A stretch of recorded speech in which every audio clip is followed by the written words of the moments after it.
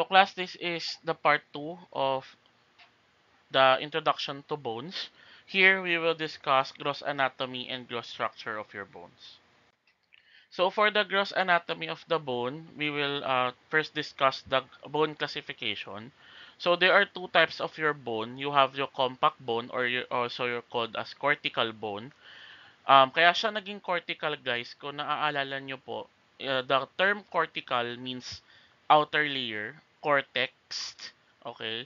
So it is a part of the cortex of your bone. So it means pag cortical, compact or cortical bone, it is comprises the cortex of your bone. Bakit po siya naging cortex? Because it is external in position. Again, external in position palagi ang ating compact bone. Okay? They are made up of solid bone matrix. So, ibig sabihin po, class, solid, yan po yung matitigas na parte ng ating bones. Okay? Kung kakain po kayo ng bulalo, yan yung pinakalabas. O yan yung pinaka-bone na nakikita ninyo. Okay? Another part of your bone is your spongy bone. The spongy bone or the cancellous bone, okay, cancellous, another term po niyan is also the trabecular bone. So, susulat ko na lang, class, ha. Trabecular.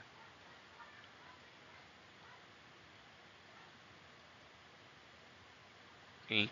So, that spongy bone or that cancellous bone or that trabecular bone lies internally. So, more on medullary po siya. Okay, medullary part of your bone.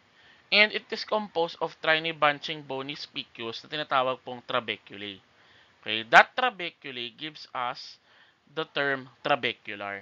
Okay, kaya din po siya tinawag na trabecular bone because it has a trabeculae. So, ito pong ating compact bone, class, it's giving us 80% of the total bone mass. Okay, yung pinaka-weight ng ating bone.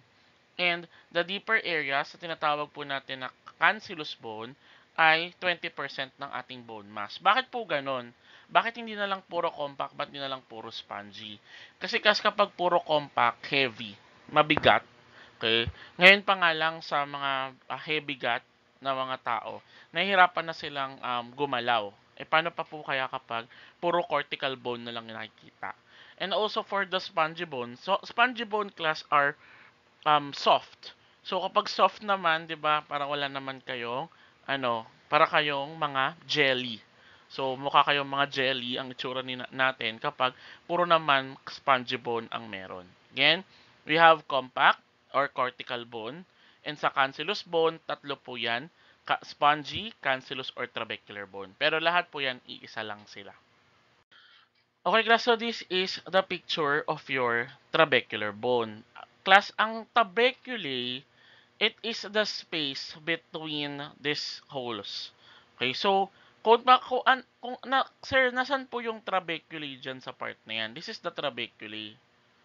Ay, yung nakikita. Ito na lang. This is the trabeculae. Ito, class, oh, yung, ay, hindi na nakikita. Okay. So, itong part na to, this one, so, ayan, green, ayan. Ito po ang tinatawag na trabeculae. Okay? Kasi guys, yung mga yan nasa loob, those are the, those are the osteoblast or indalacona. Okay? Yan po yung laman ng ating mga bone marrow. Okay? So, yung mga trabeculae, ayan po sila sa loob. Okay? Yan yung pinakadaanan, kumbaga. Yan yung daanan dito. I have another picture of that, class, on the next slide. Okay, so everyone, this is a picture of your cancellous bone. Okay? So, kinuha ko yung picture sa book ng iba and also from the other sources, histology section sources. Okay, this is a cancellous bone and also a cancellous bone. So, kung mapapansin po ninyo, class, this is a cancellous bone of your normal bone. This is a cancellous bone of your bone marrow. Okay? So, ito, class, yung tinatawag po natin na trabeculae. Itong part na to, ayan, hindi nyo makita. Itong parang bridge na to, this is what we call trabeculae. Okay, ito din yung isa pa. Okay. Diyan po yung tinatawag na tiny spicules dyan na sinasabi. Okay, this is also comprises of your compact bone. Okay. ito po yung pinakaloob na to, this is the cancellous bone. Or dito po sa kabilang picture, kung makikita ninyo class, itong mga mismong bone marrow na to, this is the cancellous bone. Okay? Dito po, wala siyang laman. Okay? Kasi tinanggal na po yung laman niya, or this is the normal um, feature of your bone. Dito kasi ito class, more likely is the bone marrow. Okay? Ito po yung bone marrow natin. Ayan po yung nasa loob. Itong mga to sa loob. Okay? Itong mga to sa loob. Hindi nyo makita. Sorry. Okay? Itong mga to sa loob. This is the bone marrow. Okay? Yan po yung pinanggagalingan ng ating dugo. Okay? So, again, class, this is the picture of your spongy or cancellous bone. So, class, this is a picture or artist visualization of your spongy and compact bone. Kung mapapansin nyo po, the spongy bone is intact.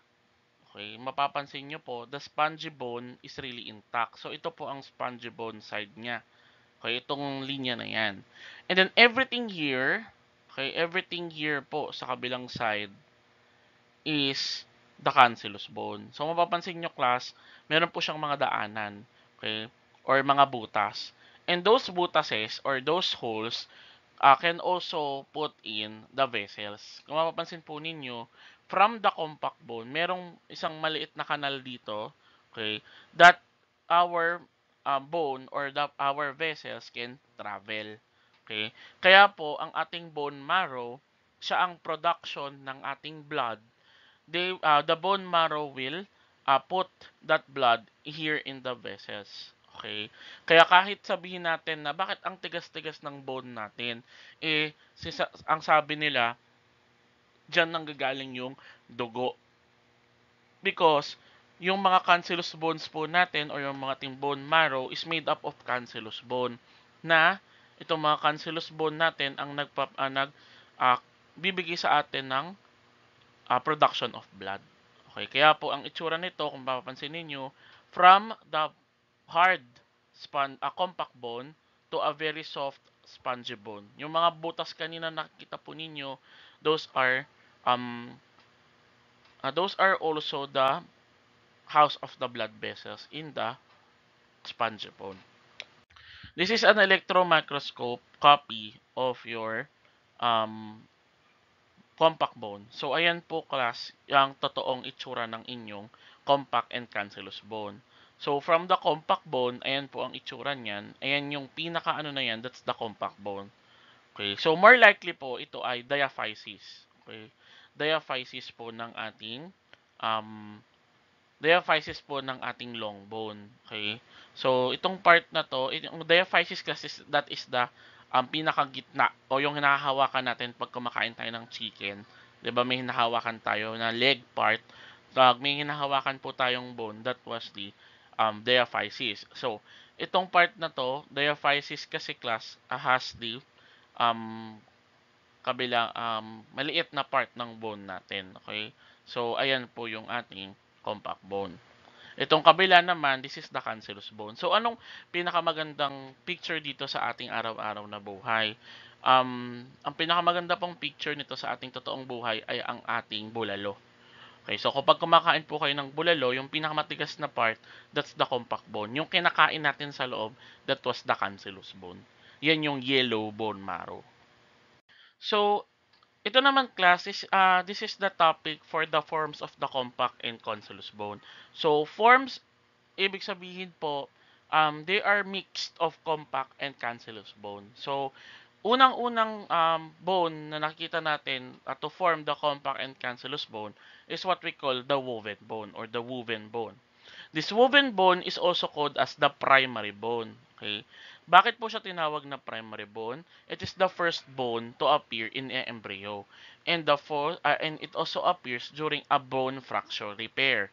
So, ito pong woven bone, bata pa lang tayo, nasa tiyan pa lang tayo ng mga nanay natin, ay meron na po tayo niyan. So, parang yun yung pinaka harap na harap or pinaka supporting bone na ang meron tayo. Okay?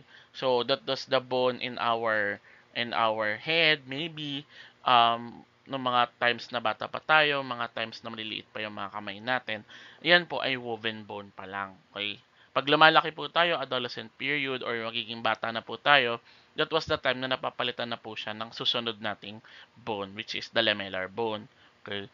Ito pong woven bone, tatandaan nyo lang class na meron siyang random deposition of collagen fibers.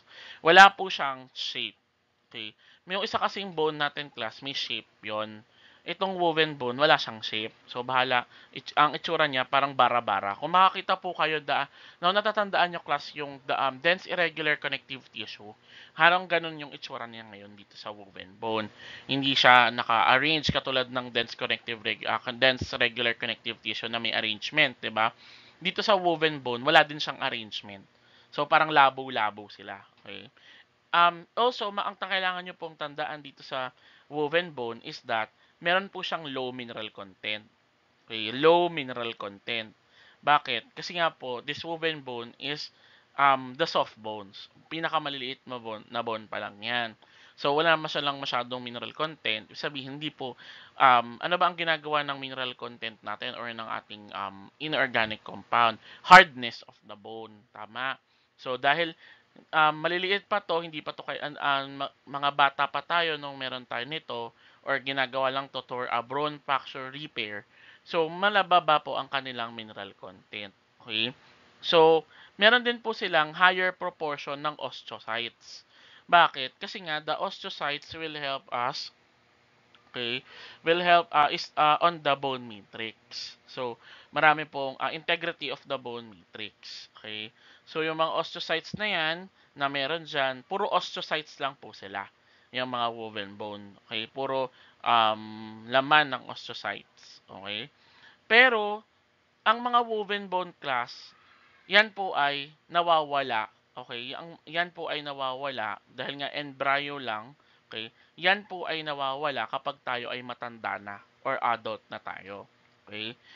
Pero may mga ibang parts po ng ating katawan na meron pa rin na woven bone. So, isa po doon ang sutures ng ating clavaria or calvaria. Okay? Sutures, it means class yung parang tahi-tahi dito po sa ating ulo. Okay? So, yan po, until now, woven bone yan. Okay? So, kahit po tuktokin natin yung ulo natin, woven bone pa rin po. Yung nagdidikit sa mga sutures na yan. And also, yung insertion of some tendons. Okay, insertion of some tendons. So, syempre po, yung mga tendons na yan, from muscle to bone, syempre, kailangan nila ng parang um, glue, 'di ba? So, maliban po doon sa ating mga osteonectin kanina, pwede pong gamitin is the woven bone. Okay, naka-attach po sila sa woven bone. The next form of our bone is the lamellar bone. So, lamellar bone class is the secondary bone. Secondary po siya because it is seen mostly on an adult bone. Okay, so tayong matatanda na, okay, mga nasa edad na po tayo, we are already grown ups, karamihan po ng ating bone ay nasa lamellar type na po or lamellar form. They are arranged in concentric sheets. So, para siyang, class, kung makikita nyo po siya sa picture, mamaya meron akong picture, pabilog po siya. So, kung nakakita na kayo ng solar system, ganun po yung itsura niya. Okay? So, yung model ng solar system, ganun po ang itsura ng inyong lamellar bone or lamellar bone. Kasi, kaya din po siya tinawag na lamellar, that concentric sheets, okay, yung paganyan na sheets niya, ay tawag po dyan, dito sa edges na to, okay, from one part to another is called the lamellae. Okay, lamellae. Okay, lamellae or lamellae. Okay, so hindi po lamellae, lamellae. Okay, lamellae. Yung lamellae na yan, they are 80% compact bone and 20% cancellous bone. Okay, again, 80% po compact bone and 20% cancellous bone. And this lamellar bone or lamellar bone formed the Haversian system. Yan po yung susunod na part na iaaralin natin on the bones. Okay, after nitong video na to. The Haversian system, okay, has what we call the osteon. The osteon, okay, osteon class is the functional unit of our bone. Okay? So, yung pinaka laman po na yan, that was an osteon. Okay? So, kung kanina, meron po tayong mga osteo, ay mga, kung sa adipose, meron po tayong adipocytes. Dito po sa lamellar bone, ang pinaka-functional site niya is the osteon. Okay? Ito po class ang itsura ng inyong woven and lamellar bone. Okay? So, kung napapansin nyo po, itong part na to, okay, this is the woven bone. So, 'di ba, parang sinalpak lang siya na kung ano-ano diyan. Okay? This is, sabi ko nga po sa inyo, the lamellar bone, ay the woven bone is the bones of our childhood. Okay? Bata pa po tayo nang meron tayong woven bone. Okay? And then, woven bone is what? Less mineralized. Kaya po hindi po sila ganon ka-tibay. Okay? Kaya hindi sila ganon katigas. Okay? Because they are woven bone. They are made up of, they are made of more likely of osteocytes. Okay? Marami pong osteocytes dyan sa woven bone. Ngayon, from this woven bone, magiging matatransform siya into concentric lamellar bone. So, ito po yung nakikita nyo, class. Okay, yung O na yan, itong mga linya na yan, those are an osteon. Yan. So, ito po yung tinatawag na osteon. Yung kada bilog-bilog na yan, that was the lamellae. Okay, lamellae. So, itong part na to, dito sa side na to, this is another osteon. This is another osteon. Kung makikita po ninyo, 'di ba? This is concentric, this is concentric. Itong parts na to ay they are communication with each other. Okay? May mga connection po 'yan sa isa't isa. At kung mapapansin nyo, class, merong parang patong sa baba. Okay? Merong itong nasa superficial, kung napapansin nyo po sa picture, itong superficial na to, para siyang nasa ibabaw. Then, meron siyang another sa ilalim. Ito po yun, itong part na to. Then, ito po yung another part niya. So, kung mapapansin nyo po, para siyang tatlong magkakapatong na part. So, this is the first part, this is the second part, and that is the deepest part. Okay? So, kung natitingnan nyo maigi, para siyang patong-patong. Okay? Later, malalaman po natin kung ano yung mga yan. Bakit sila patong-patong? Bakit ganyan ang itsura nila? Okay? Pero tatandaan nyo po na, muna today, or sa part na to, that the lamellar bone is more likely on the adult side. Okay? So, pakilagyan po ng star o ng highlight po si Table 8-1 sa inyong libro. That is the summary of the bone types of and their organization. So, kanina po ang sabi natin that the woven bone is a newly calcified bone. So, ibig sabihin, batang-batang bone pa lang siya. And that newly calcified bone, wala pa siyang masyadong minerals. Okay? So, anong itsura niya?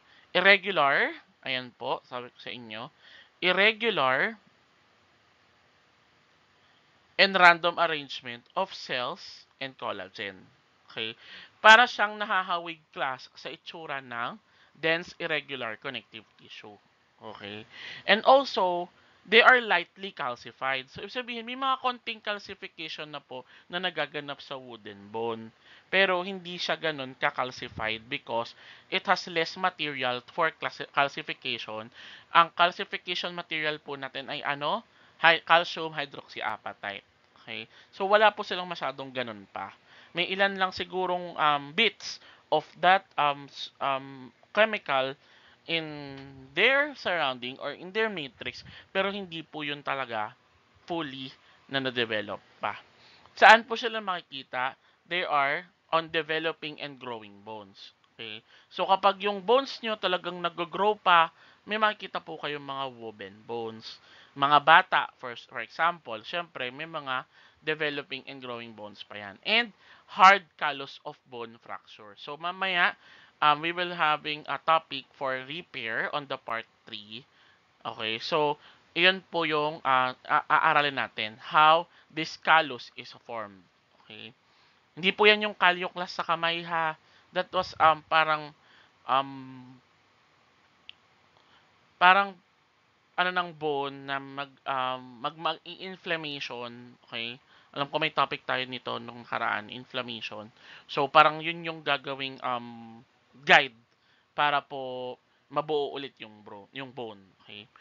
The synonyms naman po nito o ano yung mga pwedeng tawag sa kanya is the immature bone, primary bone, or the bundle bone. Okay? Kasi nga, bundles of collagen pa lang po sila. Okay. For lamellar bone, they are remodeled from the woven bone. So, anong mga pwedeng makita natin dyan? Parallel bundles of collagen in thin layers called lamellae with regularly spaced cells between. Okay? And they are heavily calcified. So, tandaan po natin, heavily calcified. Okay? So, yan na po yung na pag-aralan natin kanina na mga matrix ng bone. So, marami na po dyang hydroxyapatite. So, major location po niya is the normal regions of the adult bone. Sabi ko nga sa inyo, mature bone kasi sila. So, more likely sa adult bone po sila nakikita. And, ang iba po nilang pangalan ay secondary bone and the mature bone. Okay. Balik naman tayo class sa compact and cancellous bone. So, compact bone is 80% of all the lamellar bone. Okay? So, parallel lamellae or densely packed osteons with interstitial lamellae. Mamaya po class, meron akong picture. Kanina nga may picture tayo ng compact bone. Pero maliban po doon, may iba pang mga itsura. Paano po natin siya makikita from a bone? Okay, doon sa structure mismo ng bone. So, mamaya po may isa pa akong papatandaan sa inyong parts. Tandaan nyo lang po dito na they are parallel lamellae or densely packed osteons with interstitial lamellae. Okay. So, parallel lamellae, interstitial lamellae, mamaya po makikita po natin sila. Major locations, thick outside regions beneath the osteum of the bones. So, kanina alam lang natin ang compact bone ay mga matitigas na bones. Okay? Cortical, kumbaga nasa labas. So, ito po, mamaya may makikita kayong mga parts called the periosteum. Yung periosteum na yan, yan po yung dahilan kung bakit po tayo nakakita ng puting buto. Okay? Puting-puting buto. Okay? That was at the periosteum. Kasi yan yung pinakapilabas. So, beneath the periosteum o pinakalabas po is periosteum, sa baba nun o sa loob nun, that was the compact bone. Ano po yung synonyms niya? Cortical bone. Dahil nga po, they are on the cortex covering. Okay? Cancellous bone po, 20% of all the lamellar bone interconnected by the spicules or trabeculae na tinatover naman po ng endosteum. Okay, class, tandaan po natin, 'di ba naalala nyo si perichondrium sa cartilage? Kung meron siyang perichondrium sa cartilage, meron po siyang periosteum naman sa bone. Then, itong mga endosteum naman class, this is the space or the covering between the compact bone and the cancellous bone. Okay? So, sila yung nagpoprotekta naman po sa inyong mga cancellous bone, yung endosteum. Then, anong mga major locations na mga yan? Inner regions of the bones and adjacent to marrow cavities. Again po, kapag marrow cavity, yung pinakita kong picture kanina na may mga dots, more likely po ay nasa bone marrow yan. Okay? And, ano po yung mga pwedeng itawag po sa kanya? We have the spongy bone, trabecular bone, and the medullary bone. Bakit po siya tinawag na medullary bone? Kasi kung meron kang cortical bone, ang opposite po nun is nasa gitna or nasa loob, which is the medullary bone. So, pwedeng din po siyang tawaging medullary bone. Okay? Because it is the bone inside, okay, the normal bone. Okay? So, ano-ano po ang general types ang shapes ng ating bone? So, this is a review-only class of your anatomy and physiology. Okay? So, we have 4 general types and shapes of the bone. Number 1 is your long bones. Yung mahahabang bone. Okay? One example po niyan is the chicken bone. Kapag kumakain tayo ng manok, leg part, yun po yung mahahabang bone na kinahawakan po natin. So, sa katawan po ng tao, meron po dong femur, which is the thigh bone, and the humerus, which is the arm bone. Okay? two examples lang po yan of the long bones. Karamihan po kasi ng bones natin class, puro long bone. Okay? Short bones, yan naman po ang ating nasa carpals and tarsals. Kung hindi niyo po natatandaan kung ano yung carpals, that was the wrist bone. And yung tarsals naman po, that is the heel bone. Okay? Flat bones naman class, flat bones, yun yung mga walang, hindi siya mahaba, hindi siya sobrang maikli, pero ang texture niya class, more likely flat.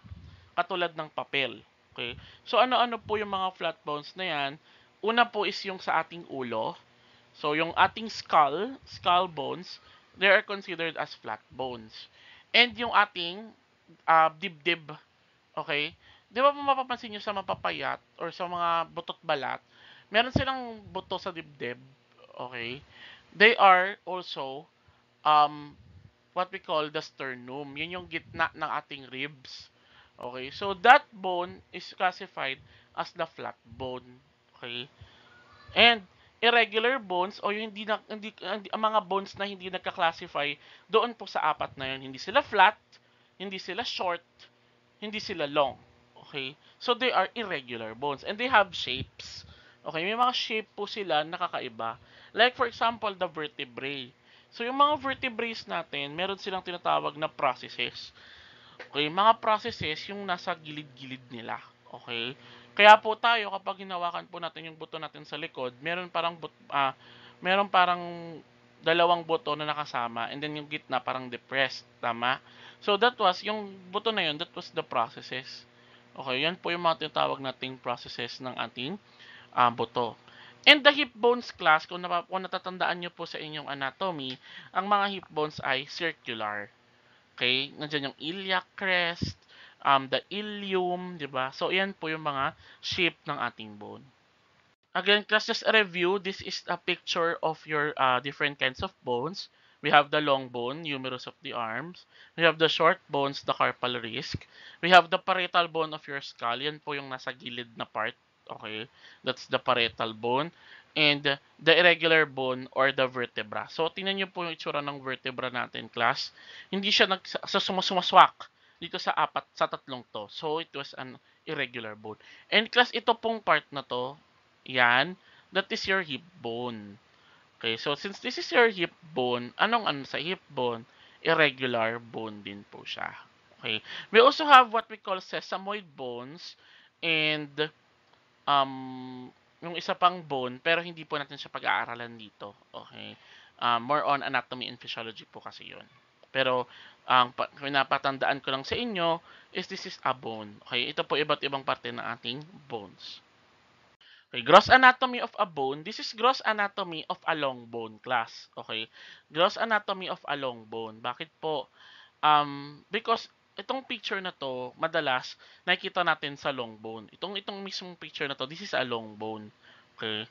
So, the gross anatomy of your long bone has what we call the diaphysis and the epiphysis. Okay. Diaphysis class is the tuberous shaft forming the axis of the long bone. So, ito pong gitnang-gitnang to, this is your diaphysis. Ito yung pag hinawakan nyo nga po yung inyong manok, for example, pag kumain kayo ng legs ng manok, yung pinakapanghawak nyo po doon, that's the diaphysis. And this is the cylindrical part of our long bone. So, para siyang, cylindrical ang itsura or parang lata-like. Okay, yung mga lagyanan po natin, aqua flask-like. Okay, so ganun po yung itsura ng ating diaphysis. Bakit natin siya kailangan pag-aralan? Because of their bones inside. Outside po kasi, okay, ng ating diaphysis, meron po tayong compact bone.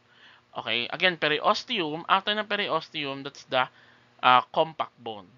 Then after compact bone, there is a endosteum. After the endosteum would be the cancellous bone. Papatandaan ko lang po sa inyo dito ay yung pinaka terms niya. Dense compact bone and thin cancellous bone. Okay? So again, sa labas po ng diaphysis, ano ang meron? Meron daw na dense compact bone. Sa gitna naman po or sa inside, there is a thin cancellous bone. Okay po? So again, isang dense compact bone sa labas at isang thin cancellous bone sa loob. Then, sa marrow cavity po, yun yung tinatawag na medullary cavity. Meron daw po, ayun po ang pinaka-central portion ng diaphysis natin. Diyan po nakalagay ang ating mga cancellous bone sa medullary cavity na yan. Or yung space, okay, after the endosteum. Ano naman po yung mga epiphysis or epiphysis? The epiphysis are the bulbous, hindi bulbous ha, bulbous ends of the long bone. So ito pong mga parang nakaumbok na part na to, this is the epiphysis. So, most likely, composed daw po yan ng mga spongy bone. Okay, spongy bone, yung sabihin masyado silang brittle. Okay, and they are joint surface is covered with an articular or hyaline cartilage. So ito po yung tinatawag natin na articular cartilage, itong buto na to. Okay? So this is what we call the articular cartilage. Yan po yung connection ng inyong mga long bones sa another. Okay, diyan po nakalagay ang inyong mga joints, particularly hyaline cartilage. Okay? Sa labas daw po niyan, manipis lang na compact bone, pero sa loob daw po niyan is more likely cancellous bone. Okay? Or spongy bone. Okay, ulitin ko lang po ha. Sa labas, thin lang yung compact bone niya, pero po sa loob, more likely, puro cancellous bone. Let us go now to other parts of the bone. Una po is the metaphysis. So, metaphysis is the connection between the epiphysis and the diaphysis. So, kung ito po yung ating epiphysis, ito yung diaphysis, yung pinakagitna po niyan is called the metaphysis. Okay. There's also what we call the epiphyseal plate. This epiphyseal plate is the thin layer of cartilage between the epiphysis and the metaphysis. So, more likely ito po yan. Okay. Okay, yan pong epiphyseal plate na yan, pag-aaralan din natin siya mamaya because it's part of our ossification or paggawa natin ng bone. It is the site where the long bone, growth of the long bone takes place. Okay? So, sa epiphyseal plate po, may growth pang nagaganap. Pero kapag naging epiphyseal line na siya class, okay, ossified na po siya. Ibig sabihin po ng ossified, matigas na siya. Okay, so more likely tayong mga nasa edad na ng adulthood na, ang meron na po sa atin ay epiphyseal line. Okay? So it is the point of fusion between the epiphysis and the metaphysis. So ito pong picture sa gilid ninyo, makikita ninyo that this is an epiphyseal line. So more likely nandiyan po ang inyong metaphysis. Okay, so dahil may epiphyseal line na po siya, it's already ossified. Okay, buto na po yan. Okay, hindi na siya mag-grow kahit ano pang gawin natin. Okay, and also it is the point of fusion for your epiphysis. It is the point of fusion for your epiphysis na makita po natin in the metaphysis. Last po class would be the articular cartilage. So kanina po na medyo na banggit ko na si articular cartilage, this is the connection between your articular cartilage, the connection between the joints of your long bone. Okay, so ano naman yung structure class nung inyong mga ibang types ng bone? So pag short bone class, ayan po, sa outside they have compact bone pa din. And sa inside, cancellous coarse. Okay, coarse naman po siya. Hindi cancellous bone. Okay, yung pinakagitna po, cancellous coarse. And sa flat bones naman class, ang isang example po nito ay yung calvaria or yung ating skull cap. Okay, kanina nga dun sa picture, the parietal bone. Okay, isa sa mga flat bones yon. So class, dito po sa flat bones, para siyang sandwich. Okay, so, bakit ko pinapatandaan sa inyo yung sandwich? Kasi po, ang compact bone daw po natin sa, ano na yan, nasa gitna. Okay, so nasa taas pala. So, ito yung una, compact bone. This is another compact bone. Okay, diba, hindi na straight. So, dito po sa kabila, dito sa kanila, ang tawag dyan sa dalawang compact bone na yan ay plates. Okay, plates. Tandaan po natin, ang tawag po dyan ay plates, mga plato. Okay? Plates. Samantalang, meron po silang middle layer ng cancellous bone na tinatawag na diploe. Okay? Diploe. Okay? So, kung titingnan nyo po dito, class, this is, kung ito yung calvaria, the skull cap, flat bones yan, di ba? So, ito pong gitna na to, this is a diploe. Okay? Ayan po ang diploe. Okay? So, if you're going to imagine, class, this is the um, composition of your flat bone. So, meron po siyang, again, meron po silang dalawang layer ng plates. Okay, ito po yung mga plates niya. And also, diploe. Okay, or diplo. Okay, yan po ang itsura daw po ng inyong bone types, okay, on your flat bone. Okay. So, gross structure of the bone, class, ito po yung tinatawag na gross structure of the bone na part. Yan yung papasok na tayo sa loob ng bone. So, kanina, ang nakikita lang po natin is the pinakalabas, which is the epiphysis, the diaphysis. Okay? Dito po, papasok na tayo sa loob niya. Okay? Ang pinakaloob po nito, okay, divided siya into layers. You have the periosteum, ito yung pinakalabas. Meron po siyang perforating or Sharpie's fibers. Compact bone, the lamellar bone, or the Haversian system. So, sa compact bone po, meron pong lamellar bone and merong ito yung part ng lamellar bone na compact bone. Okay? And this is more likely the part wherein we can see the Haversian system. We also have the endosteum. And yung nasa loob po, we have the cancellous bone o yung cancellous bone ng lamellar bone na meron pong mga trabeculae. Okay? So, isa-isahin po natin yung mga nakabod lang. So, we have the periosteum, the perforating or the Sharpie fibers, and the endosteum. So, the periosteum is the outermost layer of the bone. So, nakikita nyo po dito, class. Okay? So, wala na kayong makikitang epiphysis, diaphysis. Nakikita na lang po natin is this bone. Okay? So, kapag daw po binalatan natin yung bone natin, yung pinakabalat niya is what we call periosteum. Okay? Yung inner layer po ng periosteum natin or ng bone ay merong cellular. Okay? Bakit siya cellular, sir? Kasi po, ang katabi po niyan ay compact bone.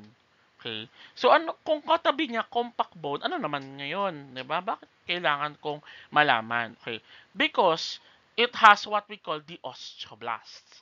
Again, para po maging compact bone, di ba, kailangan mo na ng osteoblasts. Okay, so, ayan po, meron pong mga osteoblasts sa inner layer ng ating periosteum. After po nun, there is also bone lining cells.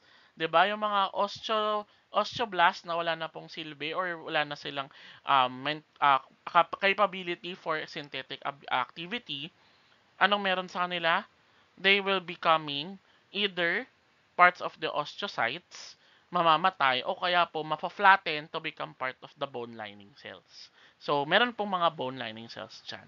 And then, osteoprogenitor cells. Siyempre, dahil nga, since may osteoblast, it should be having their osteoprogenitor cells. Sa outer layer naman, class, tandaan po natin, fibrous layer of dense connective tissue. Fibrous layer of dense connective tissue. Anong mga laman po niyan? Type 1 collagen. Sounds familiar? Type 1 collagen. Ano po ang meron sa type 1 collagen? Inorganic. Okay. Ay, tama. Inorganic part of your bone matrix. 'Di ba? This is the inorganic part of your bone matrix. The collagen type 1. Maliban po sa collagen type 1, meron din daw pong mga fibroblasts. Okay, fibers. So, bakit po? Because they are the ones to produce collagen. And also, meron pong mga blood vessel carrying metabolites. Isa po doon ay yung mga nutrient arteries na to. Okay? So, they are carrying what? They are carrying metabolites. Okay? Metabolites exchange for what? For bone nourishment. Okay? Maliban po dyan sa periosteum natin, ang nagdidikit naman po sa ating periosteum ay tinatawag na Sharpie fibers. Okay? Sharpie na katulad nung ating mga pang-highlight. Okay? Itong Sharpie fibers na to, also known as the perforating fibers. Okay? Tandaan po natin, perforating fibers. Kasi mamaya po sa sa Haversian system or sa microscopic structure of the bone, meron po tayong tinatawag na perforating canal. Okay, yung mga perforating fibers na yan po dumadaan ang ating blood vessels. Okay? Diyan po dumadaan from the labas, the periosteum, papasok siya, yun yung dadaanan niya. Okay, perforating fibers. Also, it penetrates the bone matrix, so papasok siya sa loob ng bone matrix, and it binds the periosteum to the bone. Okay? So, compact bone, so before makapasok sa pinakaloob ng compact bone, itong periosteum, para dumikit siya, they have what we call this Sharpie fibers. It acts like a glue. Okay? It acts like a glue to our cortical or to our compact bone. Okay? Endosteum naman class is the inner layer of the bone before the marrow. So paano po ang arrangement ulit? 'Di ba? Periosteum, Sharpie fibers, compact bone, endosteum. After ng endosteum, they will have the bone marrow already. Okay, the marrow. Okay. Bone marrow can be yellow or red. Mamaya po, isusulat natin dyan. Yellow or red marrow. It covers the small trabeculae of the bone matrix. Again, cortical bone, cancellous bone of your matrix. Ano mga components po niyan, class? You have the osteoprogenitor cells. Meron din po siyang osteoblasts, meron din po siyang bone lining cells, and ang kakaiba po dito, meron siyang sparse collagen fibers. Okay, meron siyang sparse collagen fibers. Okay? So again, endosteum is the inner part of the bone na meron po before the marrow. Okay, pagtapos to ng endosteum, matic marrow na. Okay? Cancellous bone na. Okay. So, balik po tayo sa figure 8-1, class ng inyong libro. Ayan po ang component ng bone. So, kung mapapansin ninyo, there is on the A part, makikita po ninyo ang periosteum. Makikita ninyo ang fibrous layer niya. So, may nung maraming collagen 1. Okay.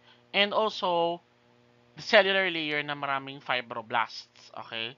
Then, perforating fibers naman po, or the Sharpie fibers, they are the ones na nagpo-permit doon sa mga blood vessels to get into the the compact bone. So ito po yung compact bone, okay?